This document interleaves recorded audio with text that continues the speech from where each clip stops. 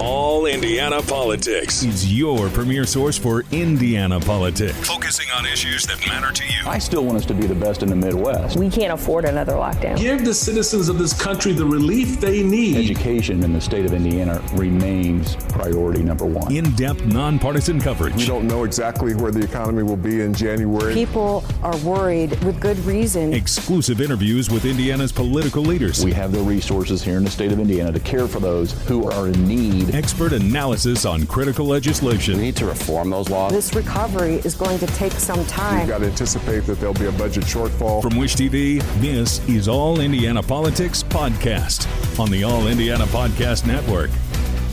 Now, from Wish TV, your local news source, this is All Indiana Politics. Good Sunday morning. Once again, I'm Phil Sanchez. Thank you for watching All Indiana Politics. It's become the trademark issue of President Donald Trump's first month in office. DOGE, the Department of Government Efficiency led by Elon Musk. I talked to Republican Congressman Marlin Stutzman, and Garrett Bergquist spoke with Democratic Congressman Andre Carson. Congressman Stutzman, good to see you. Thanks so much for coming on. Now, I know that you've been an outspoken supporter of DOGE. So which cuts, in your opinion, so far have been the most impactful to the budget? Yeah, well, first of all, thanks for having me on. And I was just telling some folks the other day, you know, that we've needed somebody to come in with forensic accounting and take a deep dive and look at federal government spending. We get frustrated in Congress frequently because we appropriate money to different agencies and then we find out that the money is spent on these different items that we didn't feel like that was ever authorized. But in this case, with President Trump and Elon Musk, the federal government's getting the colonoscopy that it's needed for a long time. And so, you know, whether it's the foreign aid spending that we know is it's not necessary for American security or national security, or the fact that we've got $36 trillion of debt right now, and our own economy is struggling, and people are seeing their own budgets out of whack because cost of living's gone up, but the cost of wages have not. So it's an important time, and I'm glad that Trump and Elon Musk are doing the work that they're doing. What do you say to those who say, hey, the cuts are fine, but you know some of these are just small portion of the federal budget? Yeah, well, you know what? I mean, $20 million that's being spent over in Iraq for a Sesame Street show. Yeah, $20 million is not a lot in the context of a $6 trillion, $7 trillion budget. But the fact is that every penny, every dollar we should know about and where it goes. And transparency is a good thing. And so as DOGE starts doing their work on these smaller items like this, it's going to create this narrative that there is a lot of waste and there's a lot of abuse of the taxpayer dollars, and that we should be cautious with where each dollar is spent. So it'll build this momentum, and then it'll continue to say, you know what, we can find more, which they are, and then they're going to go to one agency to the next, and it'll also give Congress the ability to plan better and to authorize and appropriate dollars that really are being careful with the American taxpayer dollar. You know what, to that point, it brings me to my next question. Do you foresee any cuts to things like Medicaid, Social Security, defense spending? I don't know. It depends on what they find. You know, I know that the DOGE committee has said that they're going to look at Department of Defense. I mean, I know for a fact there's waste and abuse in the Department of Defense, which is typically a strong Republican, has a lot of Republican support. But when you get into Medicaid, Medicare, it's a mess right now. There's so many fingers into the cookie jar that I think they will find waste and abuse. Social Security, Elon has said that there's billions of dollars that are going out to people that don't even have a Social Security number. So we're going to have to follow all those up and find out what's happening and start cleaning it up. So I don't think anything should be left off the table, frankly. Why let Elon Musk do this, Congressman, and not somebody who was maybe elected to office? Well, you know, a lot of people are making a big deal about that, and it shouldn't be a surprise. I mean, at the end of the day, President Trump is responsible for this, and President Trump selected one of the smartest guys that knows how to build a business. I mean, you know, you talk about rocket science. Well, Trump's done it. Elon has done it, and so he's very capable. And it's not just him; it's his team of people that know how to apply software programs and overlap an accounting program that really finds and goes through, each spending and is able to extract the information out of that to get good reports. I mean, that's really an important piece. I mean, I'm a small business owner. My budget's much smaller, but I still have to pay attention every day to each expenditure and ask, what's that for, or what is that expenditure going out for? Because if you want to be able to make sure you're going to be successful in business, you would want those same principles applied to our government as well. I've been warning folks about this for a while. These attacks on DEI, I want to be clear about what it is and what it is not. DEI is helping everyone succeed. It's Black History Month, and it wasn't very long ago that Black Americans were not welcome or allowed the opportunity to participate in the federal workforce. DEI programs, they effectively provide equal opportunities, but it's not just good for individuals, it's good for businesses. And some businesses have even doubled down on their diversity commitment, which is heartbreaking, because a diverse workforce is really a strong workforce. There's not a single industry that does not benefit from having multiple points of view, multiple experiences, multiple backgrounds. And Donald Trump wants to create a workforce that is loyal to only him and his very extreme agenda. Is DOGE unconstitutional? I'm not against the spirit of DOGE. I think that there is an argument that could be made for austerity. Al Gore had a similar initiative. What I'm critical about is the way in which it's being done. It's done in a way that has affected the morale at all of the agencies. I just met with AFGE, which represents federal workers, and they told me that a lot of federal workers haven't even hit their pension benchmarks. They're already quitting because the environment has become so toxic. Morale is so low. People are just accepting the buyouts and leaving. And we're telling people, don't accept the buyout, you should hold out first.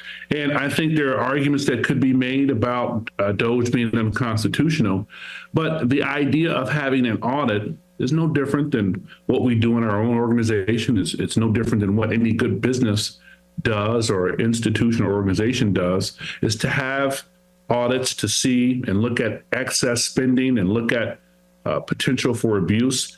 I think the spirit of it is fine. I think the way it's being implemented is disastrous and destructive. To that point, though, our national debt is now at $36 trillion, and Congress hasn't done anything meaningful on that for a couple decades. Do desperate times call for desperate measures? I think in many ways, yes. I think there are ways in which we could look at our military budget, but to cut programs like USAID, to cut programs like Social Security, Medicare and Medicaid that will impact Hoosiers, I think it's a step in the wrong direction. We have, as I sit on the Armed Services Committee, as well as Intelligence and Transportation, we should look very closely at our military spending. We should look very closely at ways in which we can reduce our deficit significantly, but to do it under the guise of austerity and to affect federal workers who come to work with a sense of mission and purpose in serving our country is not a step in the right direction. How do you see this affecting budget negotiations as those begin to get underway? Well, my hope is that, members of Congress on the other side, my Republican friends, are bold and that they're resolute in not being so obsessed with President Trump interfering in their primary races that they are not doing what's best for their constituents. And I think if they operate with the kind of freedom that the founding fathers that they love to invoke so much envision, then I think that kind of freedom of understanding that they don't have to report to Donald Trump. They have to report to their constituents who voted them into office. And if they go with that kind of spirit, then I think we could negotiate in a much better way. But look, Democrats aren't going to support anything that puts Social Security at risk, that puts Medicare and Medicaid at risk. I'm focused on delivering for Indianapolis residents and for Hoosiers. Coming up, the mayor of Gary tells us his city is seeing signs of a comeback. Why he says the key to that is handling the little things first. Welcome back. The mayor of Gary says his city is showing some signs of life. This after decades of decline. He tells News 8's government reporter Garrett Bergquist he wants to build on that by focusing on the fundamentals. It's part of our series highlighting the work of Indiana's black mayors.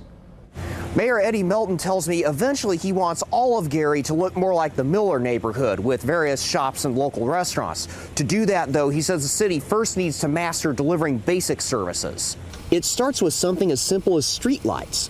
Well, public safety, right? When you think about public safety, that is part of neighborhood stabilization. Stabilizing our families, it's stabilizing our neighborhoods, it's stabilizing our small businesses that's looking to grow in a community that's very conscious about overall safety. Crews like this one are replacing more than 900 streetlights with new LEDs. They're brighter and use less energy.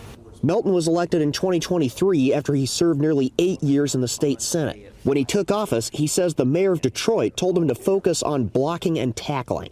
As someone that played football my entire life, that was an analogy that really resonated with me. Just focus on the practical, basic things to provide those services to a community that has felt like those basic necessities and basic services have been neglected for so long. So far, Melton has hired the first full-time city engineer in about 10 years, and he's gotten state and federal grants for infrastructure projects. Next up, he wants to address blighted buildings, such as this old church. Officials are still figuring out what they can save and what needs to be demolished. Well, you want to create an environment where developers, be it local, national, will see an opportunity. And I think it's hard to see opportunity when it's covered with blight. Melton says the Miller neighborhood has been an early success. New shops opened after officials completed a train station there. And he says Gary has added about 500 new residents. That's not many, but Gary's population has declined almost continually since the 1960 census. Long-term, Melton says he wants to think even bigger. He says he wants to take advantage of Gary's transportation infrastructure, including its airport, seaport, and rail lines. Gary is positioned to be a logistics hub for North America. I truly believe that. When you look at the infrastructure that it currently exists, it's just putting the pieces to the puzzle right now. Melton tells me the streetlight project should be done by the end of this year. The first blight teardowns should happen sometime during the spring. In Gary, I'm Garrett Bergquist for Wish TV, wishtv.com, or follow us on Facebook for updates. All right, coming up, Indiana's best political team takes on DOGE and some big changes to the governor's property tax plan when we come back. And welcome back to All Indiana Politics as we welcome in two members of Indiana's best political team. In-house this week, Republican Tom John and Democrat Kip Tu. Good to see you both. Thanks for coming on. Sure. Let's begin with Elon Musk and DOGE. We heard from Congressman Stutzman. We also heard from Congressman Carson earlier in the program. Tom, I'll start with you this week. Your thoughts on DOGE? Well, one thing is, this isn't new. You had Truman in the 40s that dug into government waste and was renowned for spending $1 million and saving billions. You had Bill Clinton in '96 who had a similar sort of initiative, said big government stops. It's time. And Elon Musk is a brilliant man. You've seen a lot of things that he's done with the companies and really accelerating technology. He's brought a lot of smart people in and said, can we at least figure out how much we're spending and how we're spending it? And that's what we're doing, and we're hearing a lot of stories that are kind of troubling. So Kip, I think it's the right thing. Well, we are hearing those stories, Kip, and Congressman Carson even said he doesn't mind what they're doing, he just doesn't like the rollout, and he's kind of questioning whether or not Elon Musk should be involved. Yeah, and I think that what Democrats need to do is figure out a message to counteract it, because even Al Gore, as Tom mentioned, in the Clinton administration was tasked with this, found billions of dollars in savings. It's always a good thing in any organization to go back and make sure that you're getting the best bang for your buck. I don't object to that at all. support it 100%. I worry about a guy like Elon Musk being in charge of it because he is one of the biggest benefactors of the federal government of anybody in the country. Right. He's got two big companies, SpaceX, he's got Tesla. Both have gotten huge amounts of favors from the federal government, and he's probably not the right guy. I know there's talk that he's brilliant. I think he's unstable. You've said that before on this. I think he's unstable, and I don't think he's the best person for the job. He is finding a lot of wasteful spending, though, to be fair. Stuff that's out there already. Okay, so do you think there should be cuts, though? How could there not be cuts eventually, as Garrett pointed out, to things like Social Security and Medicare? I mean, is that a hard no for Democrats, and should it be? Social Security is off the table as far as Democrats are concerned. You know, what we have in Social Security is an actuarial problem that will solve itself over time. And you can't, I don't think, cut people's benefits that they've spent their lifetime paying for, and that is a hard no for us. Yeah, Tom, I'll let you chime in on that as well. I think one is we want to make sure those dollars are being spent well, both in how it's administrated and other things. So there are questions on that. The other is Social Security. There are a lot of elements of when you get your benefits, how they're pulled out, who gets to pull them out, that I think are questions that we should have. You know, should Kip and I get Social Security? I'm not sure. You guys paid into it, though. We all paid into it. We did. Though, I right? get it. But at some point, maybe we have pain, and it should be the people paying who can best pay, not just everybody across the board. Okay, well, we'll see what happens with that. Let's turn now to property taxes. Senate Republicans, as you guys very well know, significantly scaled back Governor Mike Braun's property tax plan. Kip, we'll start with you here. Does the plan put forth alleviate some concerns from local governments? It does. Yeah. It's better for local government than it was, but it's not a good thing for Governor Braun, now Governor Braun put forth. So the legislature kind of sent him back on his heels a little bit. Democrats have to message us in a way that this is cutting teacher pay, this is cutting firefighters, this is cutting police forces to do this, and I think some of that message got through to the state senators, and that's why it got changed. We still have a long way to go. We're not even halfway through the legislative session. There'll be a lot more iterations of this bill before it finally ends. It's a very sticky problem.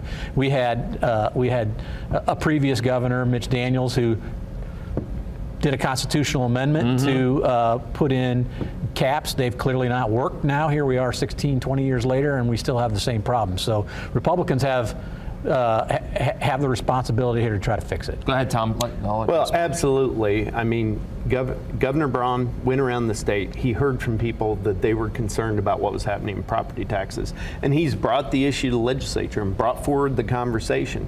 And I think we need to remember it's about the taxpayers and their homes. It's not just about the officials who are spending the money or the school systems or the teachers. And you need to consider both sides in that conversation. I think that's what Governor Braun has brought to the fore. It's a legislative process. He's a former legislator, and he understands that you got to bring up the conversation, have the discussion, and then get to that point that's in between. But I think he's looking for broad-based relief because he heard a broad-based problem. Yeah. At the end of the day, does it look more like what the governor wants or more what like we're seeing now? I mean, they refer to it as making sausage. I'm not sure exactly what it looks like when it comes out, but I think it's going to have a lot of elements of both. All right, let's get to another topic, pretty divisive one. A House committee has approved a ban on transgender women on women's college sports teams. There are very few cases of this, Tom. So was this really necessary? I mean, so much time spent on an issue like this. Well, I think there's a couple of things with regard to this. One is I think President Trump heard a lot of people talking about the issue. Whether there are many or not, he heard that and he's moved forward with it.